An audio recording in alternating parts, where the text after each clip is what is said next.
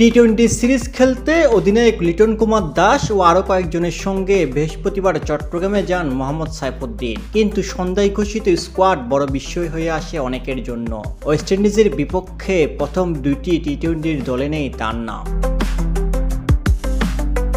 Bangladesh cricket দল নির্বাচন নিয়ে অদ্ভুত বিতর্ক নতুন কিছু নয়। কখনো দেখা গেছে কোনো সফরে এমন ক্রিকেটারকে দলে নেওয়া হয়েছে যার ভিসা নেই, কখনো আবার স্কোয়াডে থাকা কাউকে বসিয়ে রেখে হঠাৎ করে দেশ থেকে সরাসরি উড়িয়ে আনা হয়েছে অন্য কাউকে।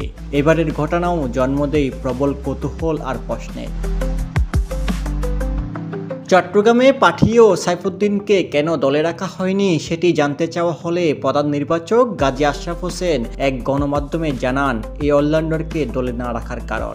তিনি বলেন, এটা 15 জনের স্কোয়াড। বিশ্বকাপে যখন দল যাবে তখনও 15 জনের স্কোয়াডই যাবে। এখন থেকেই আমরা 15 জনের মধ্যেই কম্বিনেশন সেট করার চেষ্টা করব। স্কোয়াডে 4টা সিমার রাখতে হলে আমাদের কাউকে না কাউকেই বাদ দিতে হতো। এই স্কোয়াড তো প্রথম 2 ম্যাচের, এটা একটা স্বাভাবিক প্রক্রিয়া। পরের দিকে সাইফুদ্দিন থাকবে হয়তো। আমার 15 জন ক্রিকেটারকে দিয়ে দল দিতে হয়েছে। আমার কাছে মনে হয়েছে যাদেরকে অনবোর্ড করতে পারবো তাদেরকে নিয়ে দল সাজিয়েছি। সাইফুদ্দিন সবশেষ খেলেছিলেন সংযুক্ত আরব আমিরাতের আবুধাবিতে আফগানিস্তানের বিপক্ষে তৃতীয় টি-20-তে। আফগানিস্তানকে হোয়াইটওয়াশ করার সেই ম্যাচে 3 ওভারে 15 রান দিয়ে 3 উইকেট নিয়েছিলেন তিনি। ওয়াফিউল্লাহ তারাখিল, সেদিকুল্লাহ আটাল ও দারবিশ রাসুলকে ফিরিয়ে আফগানদের আটকে রাখায় ভূমিকা রেখেছিলেন এই পেস বোলিং অলরাউন্ডার। তার বাদ পড়ায় তাই কিছুটা প্রশ্নের অবকাশ থাকে। যদিও উইকেট কন্ডিশন বিবেচনায় দলীয় সমন্বয়ের কারণে বাদ পড়াটা অস্বাভাবিক নয়, তবে মূল প্রশ্ন তাকে দলে না রাখা হলে চট্টগ্রামে কেন পাঠানো হলো? দল নির্বাচন তো আগেই হয়ে যাওয়ার কথা।